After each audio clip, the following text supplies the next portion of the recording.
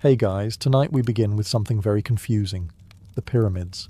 Those massive stone triangles in the desert that make everyone say, no way humans built that, which is honestly kind of rude to ancient Egypt. So before you get comfortable, take a moment, like the video and subscribe. But only if you genuinely enjoy what I do here. And let me know in the comments where you're tuning in from and what time it is for you. It's always fascinating to see who's joining us from around the world. Of all the mysteries humanity has cooked up over the centuries, disappearing civilizations, ancient curses, where did I put my keys? Nothing has lingered in the public imagination quite like the pyramids.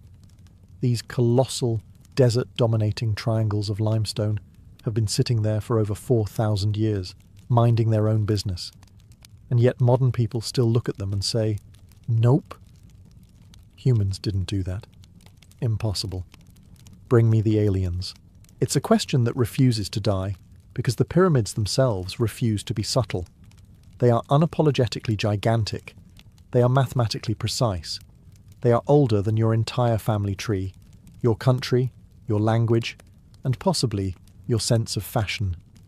They radiate the energy of something that should not be possible, like a cat obeying instructions or a grocery cart with all four wheels functioning. Stand at the base of the Great Pyramid and look up. The thing is so huge it makes skyscrapers insecure. And unlike modern skyscrapers, it was not built using computer models, cranes, or a construction crew wearing reflective vests and arguing about lunch breaks. It was built with stone tools, sweat, organization, and a level of ancient stubbornness that deserves a global award. And this is precisely why the big question sticks around. How did ancient Egyptians build something this massive without modern technology? It haunts people. It taunts people. It lurks in documentaries narrated by men with dramatic voices who refuse to speak at a normal volume. Every year, someone somewhere releases a new theory. Ramps, spirals, water flotation, giants, sound levitation, or the ever-popular explanation. Something forgotten civilization. Because apparently it is easier for some people to believe in an ancient, secret, hyper-advanced society that vanished without a trace than to accept that Egyptians were just good at their jobs.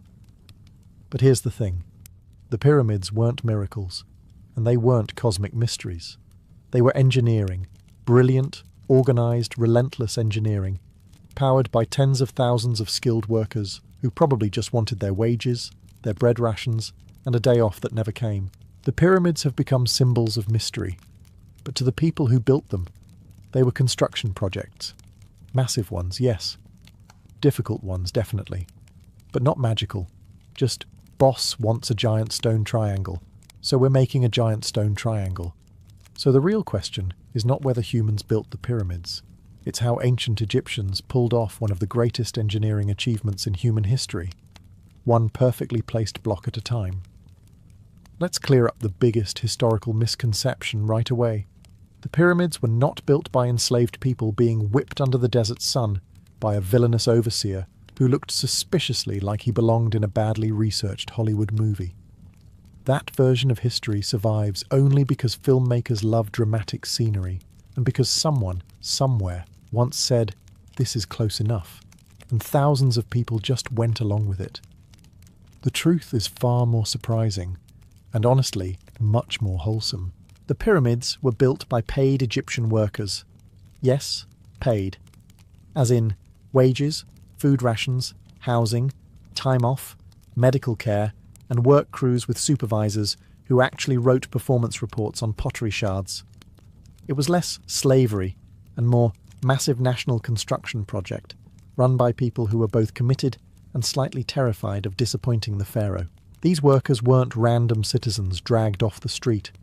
They were specialists, quarrymen, engineers, architects, toolmakers, bakers, brewers, rope makers, and yes, even professional stone haulers with thighs strong enough to crush a chariot. Many came from farming families. The Nile's flood season made farming impossible for part of the year, so instead of sitting at home complaining about the weather, like modern people, they joined rotating labour teams called gangs. Each gang had names like the Friends of Khufu, which is adorable, until you remember the friend in question was building a pyramid the size of a small mountain. Archaeologists also discovered worker villages near the pyramids, entire neighbourhoods with bakeries, barracks, breweries, kitchens and medical facilities. There were even cemeteries for workers who died during the project, buried with honours. No one builds a cemetery for enslaved labourers. They build one for people they respect. And let's not forget the beer. Workers received rations of bread, onions and enough beer per day to keep morale high and mild dehydration at bay. This wasn't cheap beer either. It was ancient Egypt's version of an energy drink. Thick, nutritious, and strong enough to make you believe you could actually move a 50-ton stone block. Were conditions easy? Absolutely not. Imagine working construction in a desert wearing linen, hauling limestone under a sun that could melt your hopes. But these weren't disposable labourers. They were skilled, valued, and essential workers in the largest building project on Earth. So no, the pyramids weren't built by slaves. They were built by teams of hard-working Egyptians, who probably wondered every day why the pharaoh couldn't have chosen a smaller tomb. If you picture ancient Egyptian architects as men in linen skirts, casually doodling triangle shapes in the sand until something pyramid-ish emerges, prepare to have your worldview professionally adjusted. The people who designed the pyramids were not guessing. They were not improvising. They were not vibing their way to world wonders. They were mathematical assassins. These planners, the scribes, surveyors, architects and overseers, were the elite nerd squad of ancient Egypt. Forget Hogwarts. This was Papyri Warts, where students studied geometry, measurements, astronomy, logistics, and how to keep 2,000 workers from wandering off to take a nap in the shade. The Egyptians did not use advanced calculators or pocket lasers. They used ropes, shadows, poles, and more geometry than your high school teacher ever hoped you'd remember. Their ropes had knots spaced at precise intervals to measure distances, angles, and lay out grids. Meanwhile, your rope at home is tangled, embarrassing, and probably being used as a clothesline. Aligning the Great Pyramid alone required an almost disrespectful level of precision. We're talking alignment to the cardinal directions so accurate that modern surveyors get nervous. Meanwhile, the Egyptians achieved this with nothing but stargazing and sheer confidence. They tracked the movement of circumpolar stars, determined true north through celestial observations, and then said, "Yes, this is fine," as if they hadn't just performed divine-level mathematics with a stick. The planners also solved the small issue of building something huge that wouldn't collapse. They used slope ratios, load distribution, internal chambers, relieving blocks, and the basic architectural principle of, if this falls down, the pharaoh will be extremely unhappy, so let's not do that. They also mapped out worker housing, water distribution, food supply, tool management, stone logistics, and ramp construction. Imagine designing a city, a supply chain, a monument, and a very large triangle all at once, then being told you must also finish it before the pharaoh finishes his reign and starts haunting you for being late. Even the placement of the pyramids was intentional. They built on bedrock for stability, near the Nile for transportation, and close to quarries to avoid dragging limestone from the opposite side of the planet. Every decision was calculated, deliberate, and deeply not aligned with the popular idea that they just stacked rocks. These were not random desert triangles. They were planned with brilliance, discipline, and just enough mathematical charisma to survive thousands of years. The pyramids aren't mysteries of construction. They're monuments to ancient Egypt's nerds. And those nerds were unstoppable. If you want to understand how the pyramids were built, you must begin where ancient Egyptian dreams went to die. The quarries. Because before a single block ever touched a ramp, before any engineer with suspiciously good geometry skills drew a single perfect angle, somebody had to cut tens of thousands of stones out of solid bedrock. And trust me, this was not the glamorous part of pyramid construction. This was the welcome to the Bronze Age, here is your hammer, go cry in the heat part. Most of the limestone for the Great Pyramid came from a quarry that was, inconveniently, right next to the pyramid site. This was considered lucky. which tells you everything you need to know about ancient construction standards. But even with that short distance, the real challenge was carving gigantic blocks out of rock, using none of the tools humans desperately want them to have. No iron saws, no power tools, no divine laser cutters from the star Sirius, just copper chisels, stone hammers, and the sheer determination of thousands of workers who were probably trying not to think too hard about the rest of their workday. Egyptian quarrying sounded simple in theory. Chisel lines, pound wedges, crack stone, remove block. Hope your supervisor doesn't say, actually, we need 50 more by noon. In reality, it was dusty, loud, sweaty, and involved so much sand that some workers probably still had grains in their socks when they reached the afterlife. Copper chisels dulled constantly, so blacksmiths were on standby like overworked pit crews at an ancient NASCAR event. The workers would return every hour with tools blunted by stone harder than their will to live. The blacksmith reheated, reshaped, hammered, handed it back, and watched the cycle repeat. The ancient economy ran on bread, beer, and an unreasonable faith in soft metal. For harder stones, like the granite used for the inner chambers, workers went to Aswan, miles upriver. This is where Egyptian patience reached deity level. They used dolerite pounders, which were basically dense, angry rocks, to crush granite into submission. Imagine beating a countertop with another countertop until one of them gives up. That was the job. Once cut, blocks had to be hauled out of the quarry along prepared tracks. Teams dragged them inch by inch, overseen by men with sticks and enthusiasm, but mostly sticks. The quarries weren't just the beginning of the pyramid, they were the crucible, the place where stone, sweat, and supreme stubbornness fused into the raw material of eternity.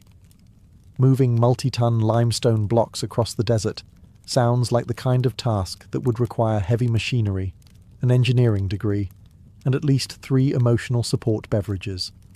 But ancient Egyptians managed it without cranes, trucks, hydraulics, forklifts, or the modern invention known as calling someone else to do it. Instead, they relied on what every great civilization secretly runs on: clever engineering, teamwork, and a staggering amount of stubbornness. Let's start with the basics. The blocks did not get rolled on giant wooden logs, contrary to every schoolbook illustration ever. Why? Because Egypt had about 7 trees total, all of which were busy being sacred, royal, or decorative. The idea of wasting precious wood on rolling stones the size of bedrooms was about as likely as Pharaoh issuing free dental care. So the Egyptians used sledges, giant wooden sleds onto which the stone blocks were loaded.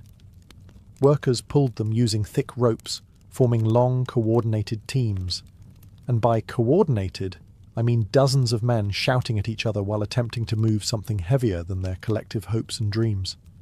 But the trick wasn't the pulling, it was the sand. Dry sand is terrible for dragging heavy objects. Your sledge sinks, friction skyrockets, and suddenly everything is terrible and everyone wants to go home. So the Egyptians did something genius. They watered the sand. Yes, real science. When you sprinkle water onto loose sand, the grains clump together, reducing friction dramatically. Suddenly, the sledge glides across the surface like a smooth ancient cheat code. This wasn't speculation. It's depicted in actual paintings. One worker is always shown pouring water in front of the sledge, looking like he's doing the ancient equivalent of maintenance, while everyone else does the pulling. For longer distances, they used river barges. Massive stone blocks were floated up or down the Nile on wooden boats so sturdy they might as well have signed sponsorship deals. Teams loaded stones at quarry docks, sailed them to nearby ramps, and unloaded them via controlled chaos. Then came the desert hauling that required rhythmic pulling, coordinated chanting, and enough rope tension to make a modern safety inspector spontaneously combust. At no point did Egyptians shrug and say, "This is too hard, let's quit." Instead, they refined the process over generations, turning stone transport into a national sport. Not for glory, not for fun, but because they had pyramids to build and absolutely no interest in disappointing a pharaoh who believed his afterlife depended on punctual construction. If you've ever climbed a stairmaster at the gym and thought, wow, this is torture, allow me to introduce you to the ancient Egyptians. The civilization that created the first and greatest stairmaster system in human history. Except instead of climbing stairs for fitness, they climbed ramps for massive stone-moving doom. And instead of a fan blowing in their face, they had a foreman yelling, "Faster!" When people imagine pyramid construction, they picture ropes, sweat, maybe 100 men pulling a block. But what they should be imagining is ramps. Ramps everywhere. Ramps that stretched across the desert like ancient Egyptian traffic jams. Ramps that went straight, sideways, zigzagging, spiralling, and occasionally causing architects to stare at their own sketches like, this is fine, this is definitely fine. Why ramps? Because ancient Egyptians understood one simple truth. It's easier to drag a stone up a slope than float it into the sky using alien Wi-Fi. There were a few main ramp types, and each one was its own flavour of misery. The straight ramp, the original classic. A long, thick, brutally steep ramp made of mud brick, limestone chippings and crushed hopes. This ramp ran directly up one side of the pyramid. It worked well at the beginning, until the pyramid got taller and the ramp had to grow so long it could theoretically reach another city. Also, it blocked the face of the pyramid, which architects hated, a prehistoric version of "you're ruining the aesthetic." The zigzag ramp. Like someone looked at the straight ramp, shrugged, and said, what if the workers needed more steps?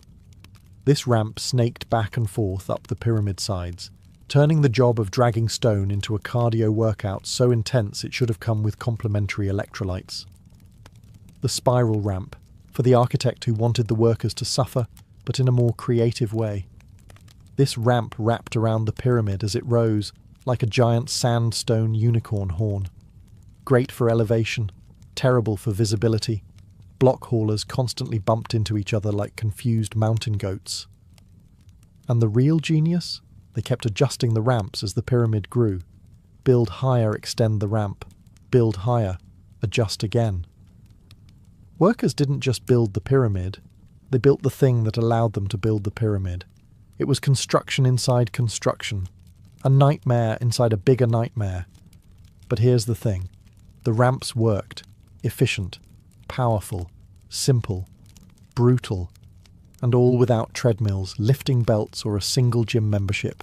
If you picture the pyramid workforce as a chaotic mob of half-starved slaves, collapsing in the sun, while an overseer screams, "Faster!" Congratulations, you've watched too many Hollywood movies.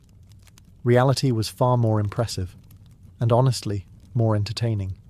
The pyramid workforce was organised chaos, emphasis on organised, with just a light drizzle of chaos for flavour.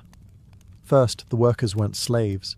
They were paid labourers, skilled craftsmen, seasonal workers, and farmers picking up side gigs during Nile flooding season.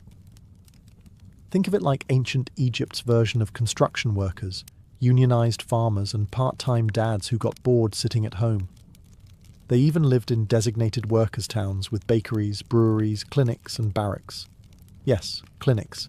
Because you cannot build a literal mountain of stone without someone smashing a finger every 14 minutes.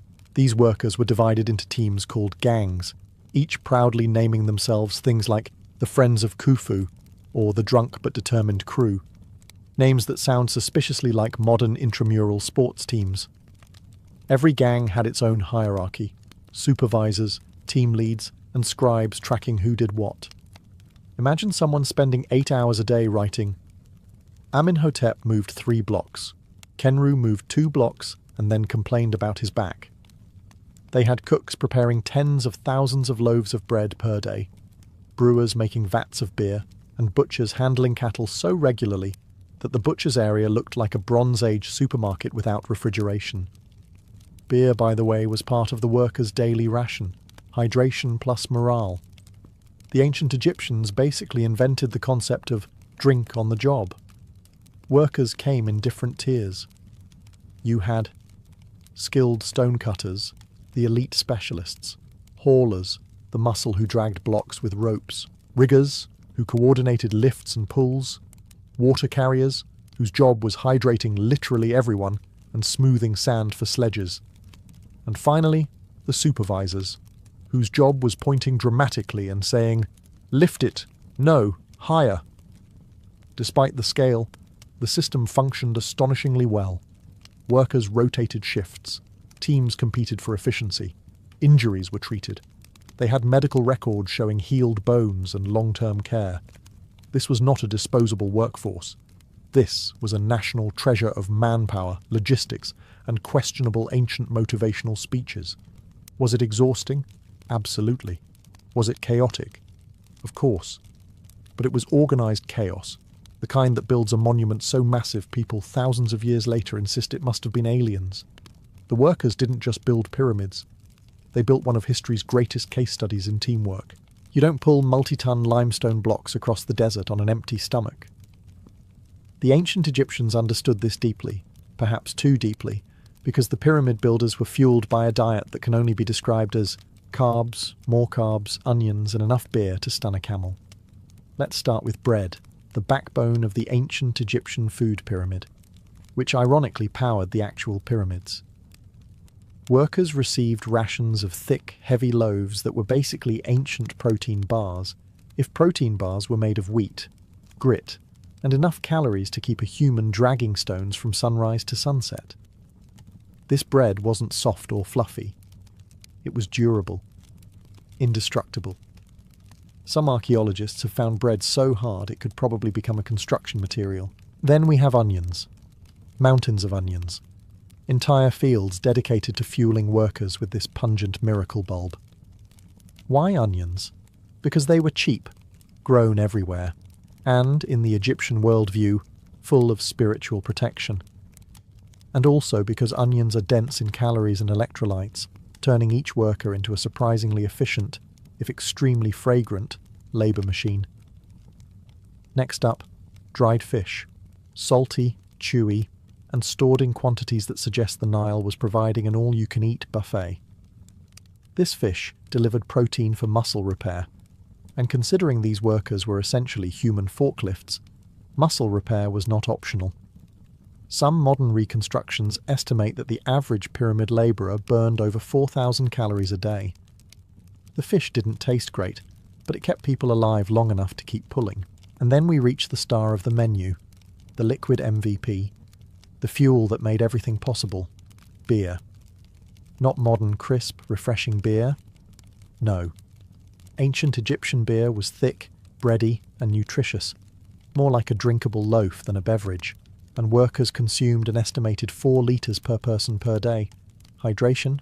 Yes. Nutrition? Definitely. Motivation? Questionable, but probably yes. Look, we can't prove the pyramids were built by tipsy workers, but we can't rule it out either. Imagine hauling a stone block the size of a small car after your 3rd litre of breakfast beer. Suddenly it makes sense why ancient Egyptians depicted their gods with animal heads. After enough ancient beer, everything probably looked like that. Despite the jokes, this diet was carefully engineered. High calories, high carbs, enough salts to survive the heat, and constant liquid intake. It was the world's first state-sponsored mass catering program, a prehistoric cafeteria designed to keep thousands of workers constructing the most iconic stone structures on Earth. Bread, onions, fish, and beer. Not glamorous, not elegant, but undeniably effective. Here's where the pyramids go from impressive engineering project to, okay, now you're just showing off. Because the Great Pyramid isn't just big, it isn't just old, it is insanely precise. So precise that even modern engineers sometimes stare at it like it just insulted their degree. Let's start with the alignment. The Great Pyramid is oriented to true north with an accuracy so absurd that you'd think the builders had access to a satellite, a laser, and a very patient surveyor. But no, they had sticks, string, and the sky. And yet they aligned the entire structure within a fraction of a degree of the planet's actual north-south axis. Today, we have compasses, GPS, and apps, that tell you which direction to face while cooking noodles. They had the sun and an attitude of close enough. Except their close turned out to be mathematically ridiculous. Then there's the levelling. The base of the Great Pyramid sits on a platform so perfectly flat that it makes modern construction sites look like someone eyeballed everything after lunch. Across a surface the size of several football fields, the entire base varies in height by less than the width of your thumb. Not bad for people without bulldozers, lasers, or the ability to yell, "We're off level," while waving a digital level around. And the sides? Oh, the sides. Each one is almost exactly the same length. We're talking variations in millimeters. Millimeters. This is the kind of precision you expect from a Swiss watchmaker, not a civilization that carved stone with copper chisels and used geometry taught by priests who also performed embalming on weekends. How did they do it? Very carefully, painstakingly, with a level of teamwork and patience that absolutely no modern group project possesses. They used ropes, grids, plumb bobs, water trenches, the movement of the stars, and good old-fashioned stubbornness. When something wasn't right, they fixed it. When a block didn't align, they adjusted it. No shortcuts. No good enough. No, we'll fix it in post-production. And perhaps the funniest part, none of this was done for tourists, future archaeologists, or the approval of conspiracy theorists. They weren't trying to impress us. They built with this level of precision because their religion demanded perfection, and because no one wanted to be the guy responsible for the slightly crooked pyramid. So yes, the Great Pyramid's precision seems impossible, but the builders weren't aiming for possible. They were aiming for eternal, and they hit the mark. Moving the stone blocks to the pyramid was impressive, but placing them? That was where ancient Egyptian engineering truly said, "All right, everyone, let's get ridiculous." Once the stones arrived at the construction site, scraped across desert sledges, dragged by teams of workers, occasionally yelled at by supervisors who took their job way too seriously, the next challenge began. Lifting multi-ton blocks up an ever-growing staircase of limestone. And remember, no pulleys, no cranes, no forklifts driven by a guy named Dave, just levers, teamwork, and a level of determination fueled largely by beer and spite. The first tool in their arsenal, the lever. A simple wooden beam wedged under the edge of a block and pulled downward to lift it upward. The same principle used today for opening stubborn jars, flipping tables dramatically, or removing something you regret from under the fridge. Workers wedged the lever under the stone, lifted it a few centimetres, slid small stones underneath, then repeated the process. Lift, wedge, the ancient equivalent of someone tapping snooze repeatedly, except much heavier and without the promise of sleep.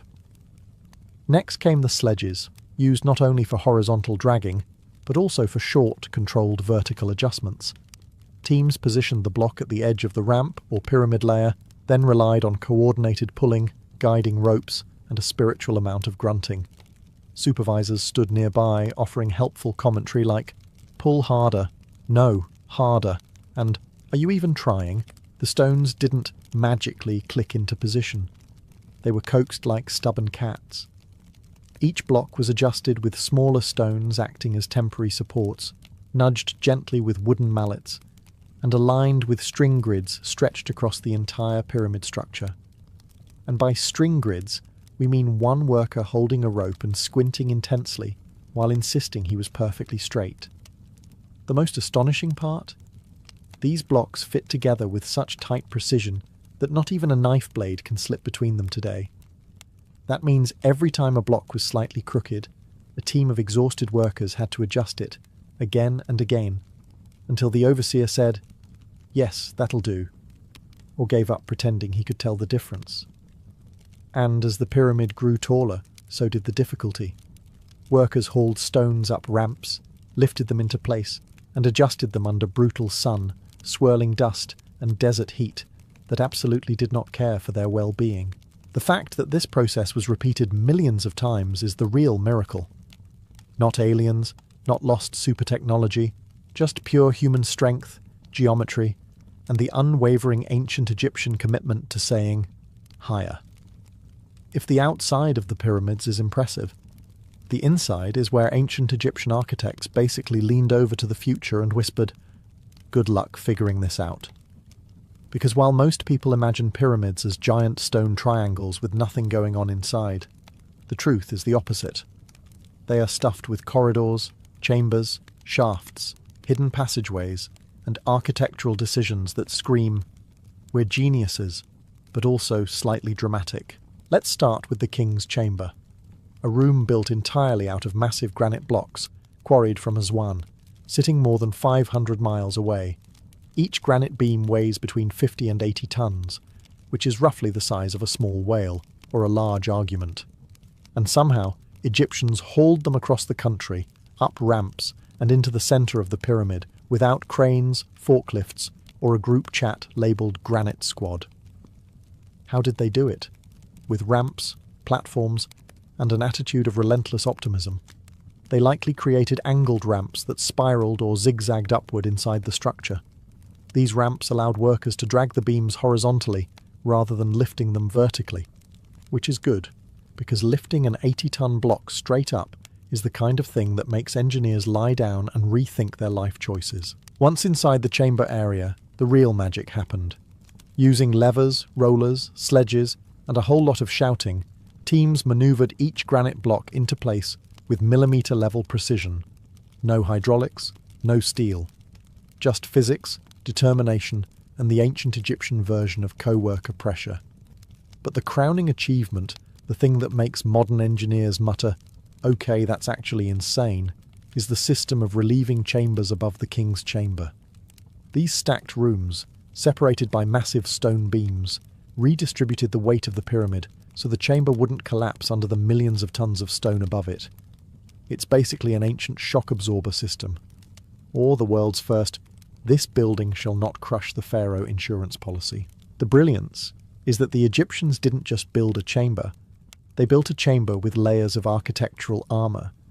Each relieving chamber absorbed stress, diverted pressure, and kept the ceiling from doing the one thing a ceiling should never do: fall. So yes, ancient Egyptians mastered structural load distribution long before anyone walked into an engineering lecture and heard the phrase compressive stress.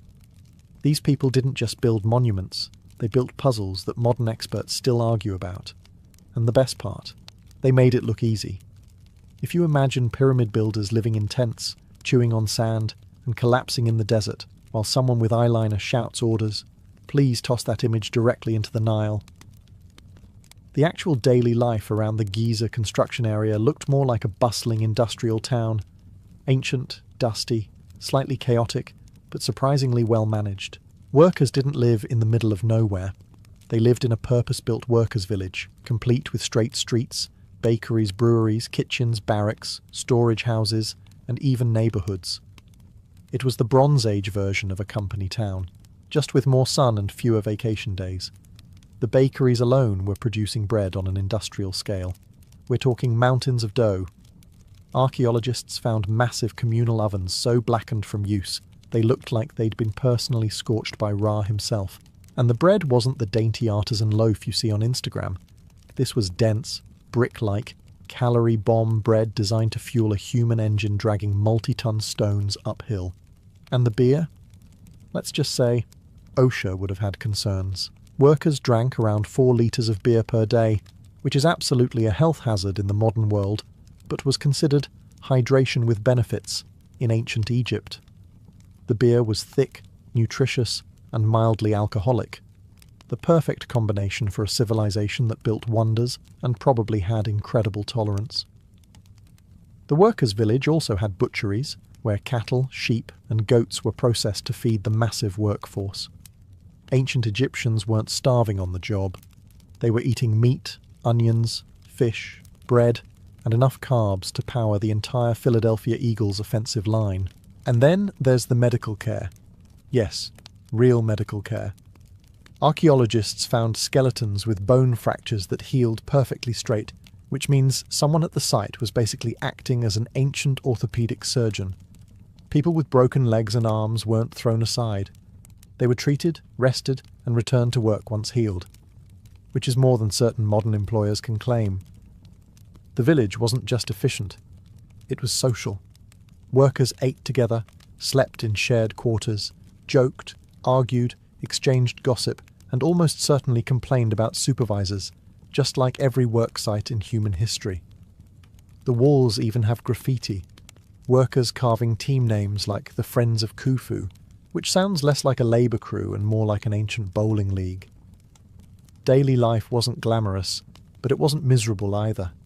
It was organised, structured, human, and it powered the greatest construction project the world has ever seen. If you came here expecting ancient Egyptians to whip out laser cutters, diamond saws, or some mysterious alien toolkit shaped like a glowing USB stick, I regret to inform you. Their tools were hilariously simple. So simple, in fact, that if you handed them to a modern construction worker, he would stare at you, stare at the tool, and then file an HR complaint. But here's the twist. The Egyptians didn't need advanced technology. Their brilliance came not from what they used, but how they used it. Their toolkit included copper chisels, wooden mallets, stone pounders, wooden sledges, and dolerite balls, which, in case you're not familiar with ancient geology, are basically fist-sized cannonballs made of a rock tougher than a bad-tempered camel. These dolerite pounders were used to bash limestone blocks into shape. Not carve, not shave, bash. Full force, day after day, until the stone surrendered out of sheer exhaustion. Copper chisels were softer than the stone they were hitting, meaning they had to be constantly re-sharpened. Imagine being a pyramid worker, chiseling for 10 minutes, and then walking all the way back to the blacksmith like, "Hey, yeah? It's dull again." And the blacksmith sighs, because he has sharpened that exact chisel approximately 19,000 times this month. Wooden mallets were used for striking the chisels. Simple, effective, and perfect for building pyramids and venting workplace frustration. Every mallet swing doubled as therapy. Every chisel strike whispered, "This pharaoh better appreciate this." Then we have the stone pounders. These were used by the more enthusiastic workers. Their job? Smash. Just smash. Smash the limestone blocks until they achieved the perfect shape. Archaeologists have found piles of shattered dolerite balls, meaning some workers really went for it. The ancient equivalent of someone hitting the gym and deciding every day is arm day. But the true genius wasn't the tool itself. It was the method. Egyptians used grids, red ochre guidelines, plumb lines made from string, and levels based on water trenches. With nothing but simple geometry, good eyesight, and a terrifying amount of patience, they achieved accuracy today's contractors would blame on the machine doing most of the work. Their tools were humble. Their techniques were elegant. Their craftsmanship was legendary. They didn't need alien tech. They had skill, discipline, and the collective determination to complete the pharaoh's enormous cosmic flex. At some point in this story, a very reasonable question pops into the mind. Why? Why build something this big? Why drag millions of stone blocks across blistering desert heat? Why pour decades of national effort into a triangular mountain that does not, in fact, have a gift shop? Well, ancient Egypt had several answers, and depending on which one you focus on, the pyramids start to look either spiritual, political, or like the world's earliest recorded case of "my dynasty is bigger than your dynasty." First, religion. The ancient Egyptian afterlife was not a casual concept. It was a full-time, high-budget production, and the pharaoh was the star of the show. The pyramid wasn't just a tomb, it was a resurrection machine, a giant stone launch pad meant to shoot the king's soul upward toward the heavens, or at least give it a slope to climb. The shape itself symbolized the rays of the sun, guiding the pharaoh's spirit to join the gods. Think of it as spiritual infrastructure. Second, politics. You must remember, pharaohs were not elected officials. They were absolute rulers with unlimited ambition and a sincere fear of being forgotten. A pyramid was not just a building, it was a message. It said, "My kingship is eternal. My power is unmatched. Please stop plotting against me. I literally built a mountain. Constructing a pyramid announced to rival elites, citizens, and neighbouring states that the pharaoh had total control over labour, resources, logistics, and geology. It was the ancient equivalent of a political billboard, except instead of being 20 feet tall, it was 480 feet tall and visible from orbit. Third, legacy and flexing. Let's be honest, pharaohs liked showing off. If you ruled a superpower with divine status and a god complex, wouldn't you commission something absurdly large? The Great Pyramid wasn't just a tomb, it was a statement piece. A monument that said, "Look on my works, ye mighty," and maybe bring a measuring tape, because these dimensions are insane. Building colossal pyramids also unified the nation. Workers were fed, housed, paid, and cared for. Farmers had employment during the Nile flood season. Industries boomed to supply the construction. The pyramid project wasn't just a tomb. It was a national economic stimulus package disguised as a giant stone triangle. In short, pyramids were religion, politics, legacy, engineering, and the ultimate desert flex. And somehow, thousands of years later, the message still stands, literally. In medieval Europe, the open road was less a pathway between towns and more a hunting ground where danger followed every step. Travellers feared the shadowed woods not because of wild animals, though wolves and boars existed, but because of something far worse, men who behaved exactly like predators. Highwaymen earned the chilling nickname "wolves of the road" for a reason. They operated with patience, strategy, and a ruthless understanding of human fear. Every pilgrim bound for a holy shrine, every merchant hauling goods, every messenger carrying sealed letters, knew that beyond the city walls, law and civilization grew thin. And where the law thinned, the hunters waited. Medieval authorities simply couldn't control the territory. Patrols were scarce, roads were poorly maintained, and forests were thick enough to swallow entire gangs. Bandits knew the landscape better than soldiers. They mapped ambush points, narrow crossings where a wagon couldn't turn, sharp bends where a rider's sight disappeared, bridges where the sound of hooves covered the rustling of blades, and old Roman roads cracked with overgrowth. Travellers might walk for hours without encountering another soul, except the one who wanted their purse. What separated these highwaymen from ordinary thieves wasn't just their violence, but their organisation. Some operated alone, but the most feared groups worked in coordinated packs, communicating with whistles or bird calls. Scouts perched in tree branches, watching dust clouds rise from approaching caravans. Others disguised themselves as friendly wanderers, blending among pilgrims just long enough to identify who carried money, relics, silk, spices, or letters worth ransoming. When the strike came, it was fast and decisive. A fallen tree blocked the path. A rope snapped tight around a horse's legs. A dagger pressed into a throat. The message was always the same: comply or die unseen. Even nobles weren't safe. Many lords travelled with guards, but bandits had spies in taverns who listened for gossip about wealthy caravans leaving at dawn.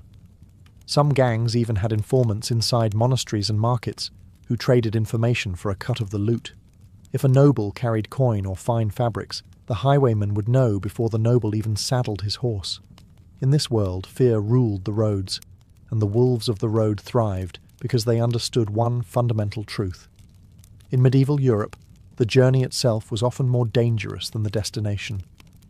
If medieval travellers feared anything more than the highwaymen themselves, it was the terrain that helped them. Europe's geography was an accomplice to banditry. Dense forests, mountain passes, marshlands, and abandoned Roman roads created natural choke points where a traveller's fate could be sealed in seconds. And the bandits knew every inch of it. They weren't simply robbers. They were masters of terrain warfare. Forests were the worst of all. In places like the Black Forest, Sherwood, or the Carpathian foothills, visibility collapsed into a claustrophobic tunnel of branches and shadows. Travellers described hearing twigs snapping behind them, leaves crunching softly, and the unsettling feeling that they were being watched. and they usually were. Bandits perched in trees like sentinels, studying the gait of horses and the weight of wagons. From up high, they could see purses bulging, hear gossip about destinations, and decide whether the travellers were worth the risk. Mountain passes were no safer. In the Alps, the Pyrenees and the Balkans, thieves used elevation to their advantage.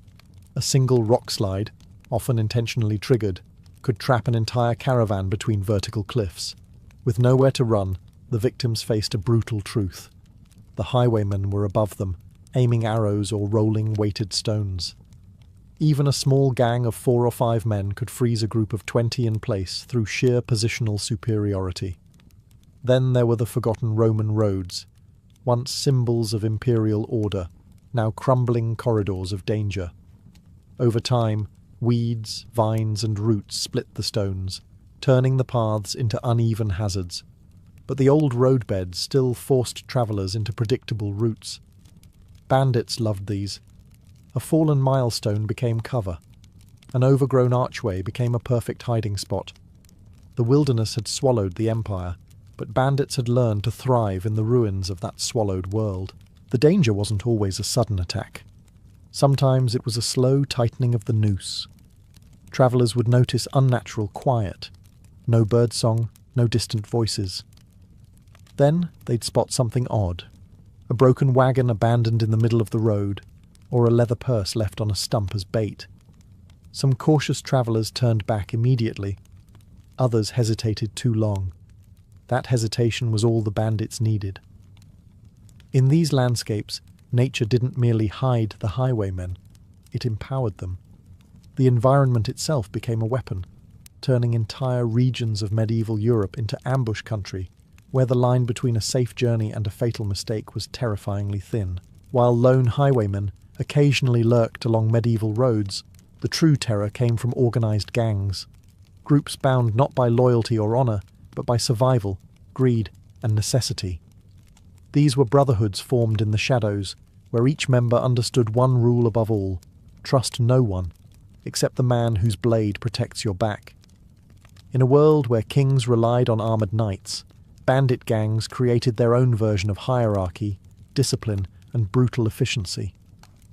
Most gangs were composed of desperate men, runaway serfs fleeing impossible taxes, failed mercenaries abandoned after wars ended, deserters avoiding execution, and criminals who believed the hangman's rope was already waiting. But within this mix of outcasts, certain figures inevitably rose to power. The captain, usually the most cunning or most violent, commanded respect through fear and charisma. His word decided who lived, who died, and how the spoils were divided. Bandit gangs were not chaotic mobs slashing wildly in the dark. Their robberies were planned operations. Some members served as scouts, blending into taverns to listen for rumours about wealthy merchants or nobles on the move. Others specialised in ambush engineering, felling trees without noise, preparing tripwires, or setting up false signals designed to lure travellers into dead ends. A few acted as negotiators during robberies, delivering threats with unnerving calm, while the rest held weapons at the victim's throat. Their codes varied from gang to gang. Some adhered to strict discipline: no unnecessary killing, no harming women, no cheating fellow members. Others embraced total ruthlessness, treating murder as part of the routine. But they all shared a common strategy: striking fast and disappearing faster. The moment a robbery was over, the gang scattered into the forest like smoke. Soldiers who chased them often found only footprints leading into endless woods. Many gangs established hidden camps deep in forests, sometimes reinforced with traps, pits, and makeshift palisades. These encampments were temporary, easily abandoned when heat rose. Some were so cleverly concealed that hunters walked past them, unaware they were a few steps from a dozen armed men. Bandit brotherhoods also forged temporary alliances when a particularly valuable caravan passed through. Rival gangs might join forces to capture royal messengers, silk caravans, or money chests bound for abbeys. Once the loot was shared, often unequally, the alliances dissolved, sometimes violently. To medieval authorities, these gangs were less like criminals and more like guerrilla forces, unpredictable, elusive, and terrifyingly effective. Their cooperation turned isolated robberies into coordinated campaigns of fear, making the bandit brotherhoods of Europe infamous long before their names ever reached a city gate. A medieval highwayman didn't rely solely on brute force. He relied on fear, the invisible weapon that struck victims long before any blade did. Their physical arms were simple, often crude, but devastating in close quarters. Most bandits favoured short swords, hand axes, cudgels, and long knives, weapons easy to conceal, fast to swing, and cheap to replace. Bows were common too, especially among former hunters or soldiers, giving gangs the means to halt travellers from a distance. A single arrow landing in the dirt near a rider's horse was often enough to stop a caravan instantly, but the real danger wasn't what they carried. It was how they used it. Highwaymen excelled at coordinated strikes designed to overwhelm their victims before resistance could form. A common tactic was the roadblock and pincer, where a fallen tree or cart forced travellers to halt while hidden attackers emerged from both sides. Others preferred silent takedowns, tripping a rider with a rope, yanking him off the saddle, and pressing a dagger to his neck before he could scream. Psychological manipulation played an even bigger role. Bandits understood human fear so thoroughly that many of their victims gave up before a weapon was even drawn.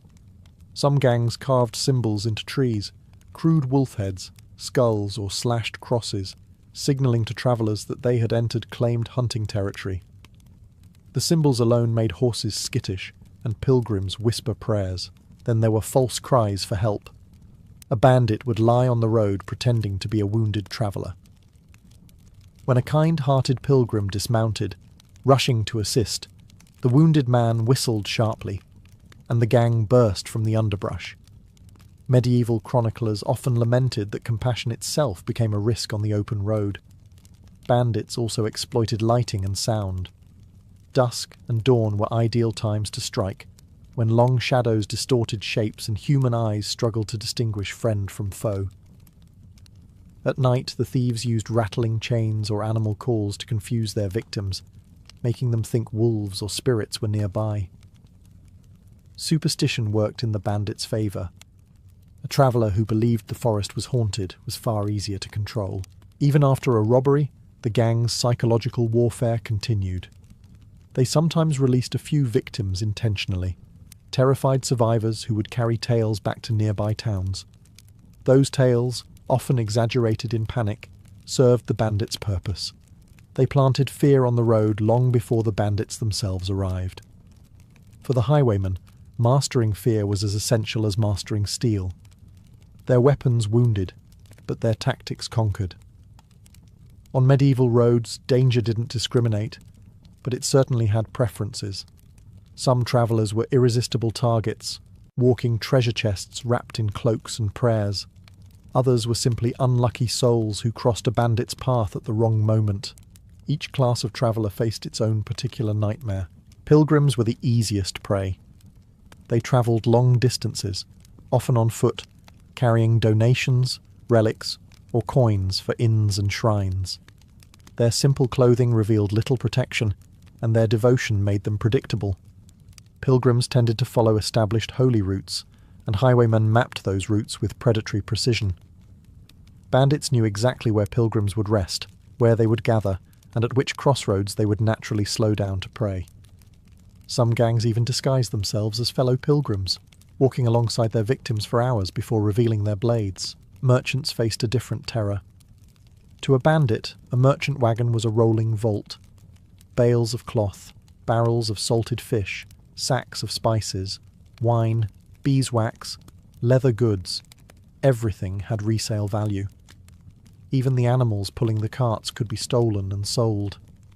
Merchants often hired guards, but guards could be bribed, outnumbered, or ambushed. Worse, people in marketplaces leaked information carelessly. A single overheard boast about valuable wares headed north could doom an entire caravan. Once marked, merchants became hunted prey long before their wheels ever touched the forest roads. Nobles, despite their wealth, faced a uniquely humiliating danger. A noble caught by highwaymen risked ransom, mockery, and sometimes death.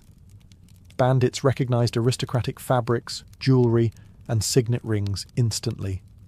Some gangs made a sport of stripping nobles of their finery and forcing them to walk home barefoot, their dignity shattered.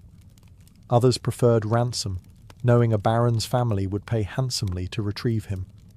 But if resistance was shown, or the noble was known for cruelty toward peasants, the bandits' vengeance could be brutal. Yet the most tragic cases were ordinary peasants and travellers who had nothing. Bandits rarely believed a poor man was truly poor. A small pouch of grain or a cheap wooden rosary became hidden treasure in their eyes. Many peasants were robbed of the little they had, a loaf of bread, a wool cloak, even their boots. For them, the robbery wasn't merely frightening, it was life-threatening. Losing supplies meant hunger, freezing nights, or an impossible journey home. On the medieval road, victims didn't just lose money. They lost security, dignity, and sometimes the very faith that had sent them travelling in the first place. For all their cunning and brutality, highwaymen were not unchallenged.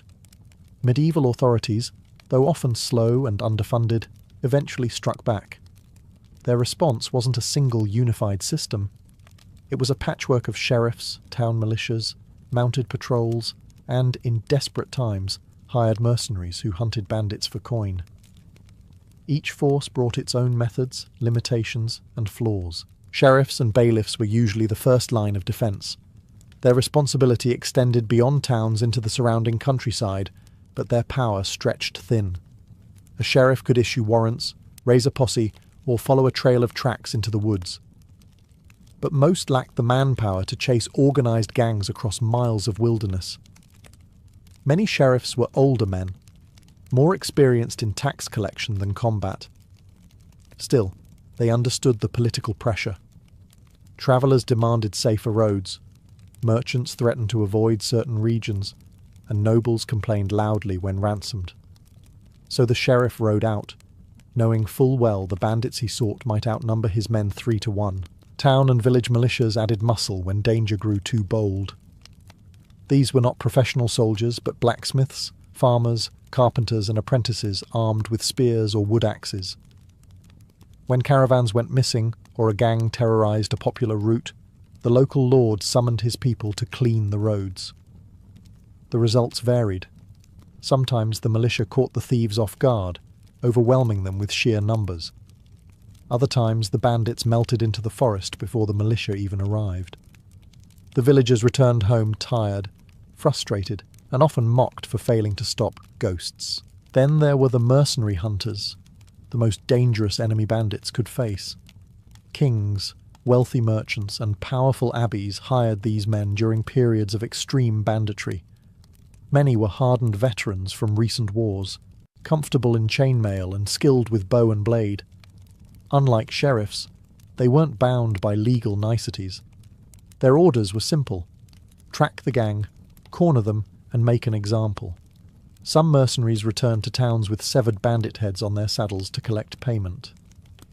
Their presence terrified highwaymen, forcing many gangs to scatter, relocate, or turn against one another in paranoia. But despite these efforts, the authorities always faced one crippling disadvantage. The bandits chose when and where to fight. Forests, valleys, and abandoned ruins favoured ambushers, not uniformed patrols. And corruption complicated everything. Some sheriffs accepted bribes, some nobles secretly employed bandits, and some mercenaries became bandits themselves after their contracts ended. The battle for the roads was never won permanently. Every time authorities pushed back, the bandits retreated, regrouped, and returned, proving that in medieval Europe, order and law were always temporary visitors.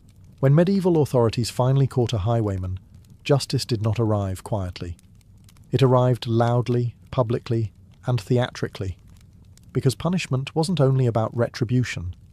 It was about sending a message to every traveller, every would-be bandit, and every frightened village. This is what happens to wolves of the road. The execution ground became a stage, and the condemned man the warning sign. Hangings were the most common fate. bandits were often executed at crossroads, city gates, or atop small hills visible from the main roads.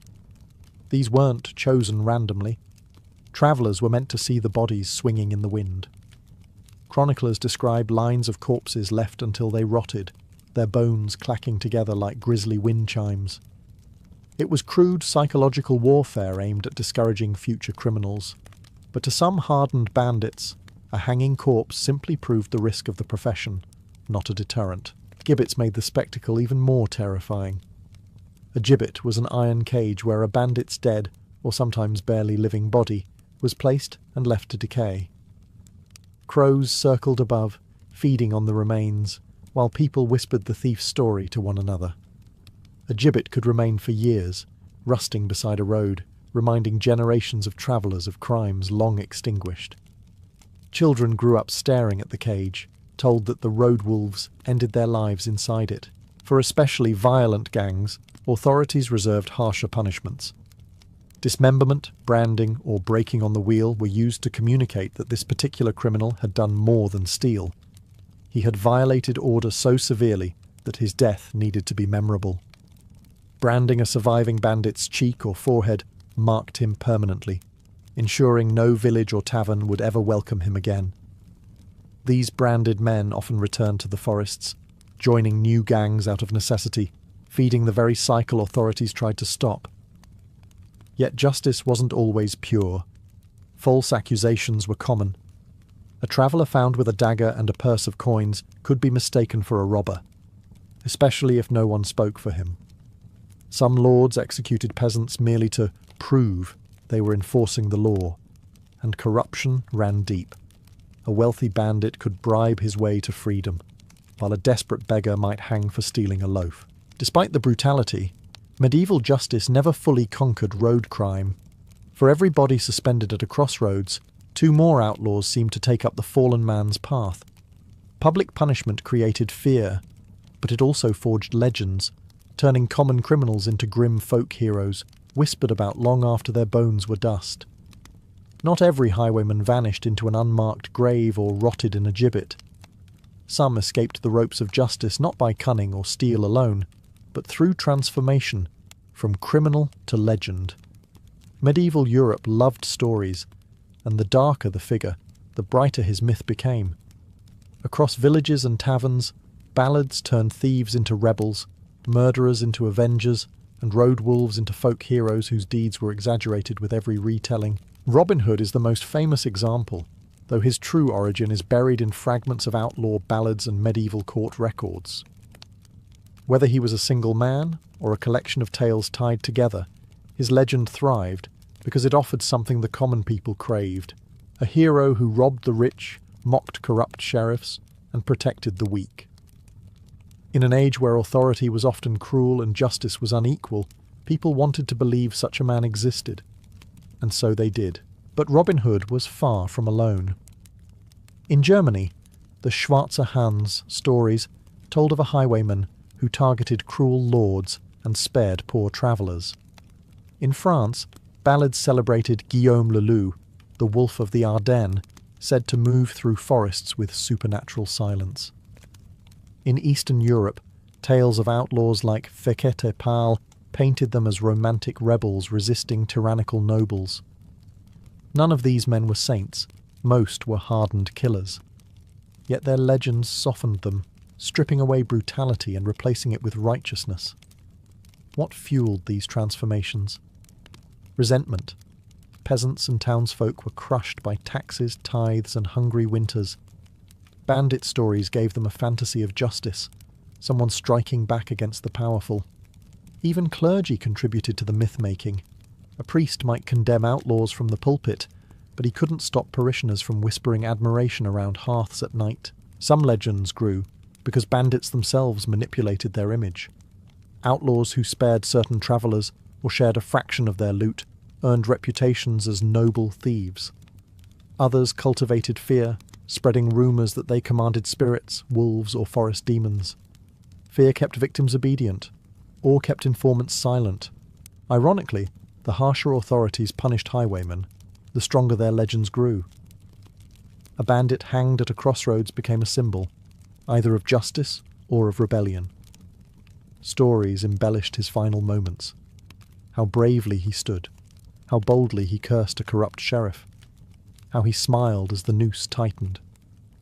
In the medieval imagination, the outlaw lived twice, once as a man and forever as a myth, reminding the people that even in an age of kings, the forests still belonged to the wolves. By the late Middle Ages, kings built stronger governments, roads improved, and patrols became more organised. Yet even as Europe marched slowly towards stability, one truth remained unchanged. The wolves of the road never fully disappeared. They simply evolved, adapted, or retreated into new corners of society. Banditry wasn't just a criminal profession. It was a symptom of a world where poverty, war, corruption, and isolation constantly collided. Consider the root of the problem. Medieval life was fragile. A failed harvest, a brutal lord, unpaid soldiers after a war. Any disaster could turn ordinary men into outlaws. A ploughman who couldn't feed his family had two bleak choices: starve or steal. A veteran dismissed without pay after a campaign might find himself wandering with nothing but his sword. Men like these didn't become bandits out of ambition. They became bandits out of necessity. And necessity is difficult to outlaw. Even when authorities built better roads or outlawed taverns that harboured thieves, bandits adapted. They shifted routes, changed tactics, and learned to strike at night or in smaller groups. Many blended into the societies around them, taking up work as porters, labourers, or guards by day, while quietly coordinating robberies by night. The boundary between criminal and civilian was thin, and authorities often learned this too late. The very landscape sustained the problem. Europe was vast. Dense forests, abandoned ruins, sweeping plains, and endless mountain passes created natural sanctuaries where law struggled to reach. A sheriff might clear one valley of thieves, only for the same gang to reappear 15 miles away, unharmed and emboldened. No matter how many were hanged, beaten, or hunted down by mercenaries, the roads always produced more. There was also the economic truth. Banditry paid well. A single successful robbery could earn more than a month's honest work. Capturing a noble might bring in a ransom worth a year's wages. The temptation was immense, especially for men who believed their lives would never improve. And ironically, the legends didn't help. Ballads about noble thieves, stories of clever outlaws outwitting greedy lords, these tales romanticized the life, attracting new recruits who believed they too could become local heroes rather than corpses swinging at a crossroads. So the wolves endured. Maybe fewer, maybe quieter, but still present in the shadows, reminding everyone that even as Europe changed, the fear of the road remained. In every dark forest, in every narrow pass, the traveller's old question survived the centuries. Who waits for me beyond the bend? Marco Polo's journey began not as a heroic quest, nor as a spiritual pilgrimage, but as something far more practical, the business trip of a lifetime. In the 13th century, merchants were the only Europeans who routinely stepped beyond familiar borders, navigating continents with little more than instinct, coin, and courage. Marco grew up in Venice, a city buzzing with sailors, spices, silk, foreign accents, and whispered tales of kingdoms beyond imagination. Yet even in such a crossroads of cultures, nothing could prepare him for what he would encounter once he left the comfort of the Adriatic. His travels would not only record landscapes and wealth, but also reveal how different societies understood desire, hospitality, and human relationships. From the moment Marco, his father Niccolo, and his uncle Maffeo crossed into the eastern Mediterranean, he stepped into a world where customs shifted like desert light. In Venice, marriage was a contract between families and wealth, carefully negotiated and bound by church law. But the further east he travelled, the more he saw traditions that challenged everything he thought he understood. Among Persians, hospitality itself was a ritual, a sacred duty rooted in ancient codes of honour. A guest was to be fed, protected, and respected, even if he was a stranger. And sometimes this hospitality extended into the realm of relationships, with hosts offering comforts and companionship in ways that shocked Western sensibilities. In Armenia and Persia, Marco observed social structures where marriage was both rigid and flexible. He saw arranged unions shaped by clan loyalty, but also looser customs like temporary marriages, a concept completely foreign to Latin Europe. He wrote of households where multiple wives or concubines were signs of status, not scandal. For a Venetian raised under strict Christian moral codes, this world was mesmerizing, unsettling, and irresistible to describe. As he moved deeper into Central Asia, crossing barren steppes and bustling caravanserai, Marco encountered Mongol and Turkic traditions that blurred the line between family and duty, affection and alliance. Women in nomadic societies often held far more autonomy than their counterparts in Europe. They managed herds, negotiated exchanges, and participated openly in social life. These roles shaped relationships in ways Venice would find unthinkable. For Marco, the journey across Persia was the first awakening, the realization that love, marriage, and desire were not universal concepts, but cultural expressions. And as he pushed farther toward the court of the Great Khan, he sensed that the most astonishing revelations still lay ahead. By the time Marco Polo crossed into Persia, he realized he had entered a world where hospitality was not a polite courtesy. It was a cultural performance, a sacred obligation, and sometimes a dangerous temptation. Persian hosts believed a traveller carried not only dust and fatigue, but also divine favour. To welcome a guest was to honour God. To mistreat one was to invite shame. And Marco, a foreign merchant from a distant sea city, often found himself treated with an elegance that Venice reserved only for nobles. Persian hospitality began the moment a traveller approached a home or caravanserai. Marco described ornate carpets rolled out for guests, bowls of cool water for washing hands, and platters of pomegranates, dates, lamb, and fragrant rice. But the generosity went beyond food. A guest was shielded from enemies, trusted with family secrets, and sometimes offered an intimacy that left Westerners bewildered. In certain regions, a host might provide a daughter, a servant, or a companion to ensure the traveller never spent the night alone. To refuse such hospitality could be seen as an insult. Marco never directly confesses participation. He was too diplomatic and too aware that his book would be read by Europeans. But he hints. He writes of great kindnesses, of hosts who did all that was fitting, and of women who showed much honour to guests. Readers in Venice could interpret these lines however they wished. Those familiar with Eastern customs understood perfectly. Marriage in Persia added another layer of complexity. Families arranged unions with meticulous care, negotiating dowries, property, and clan alliances. Yet, paradoxically, temporary marriages existed alongside permanent ones.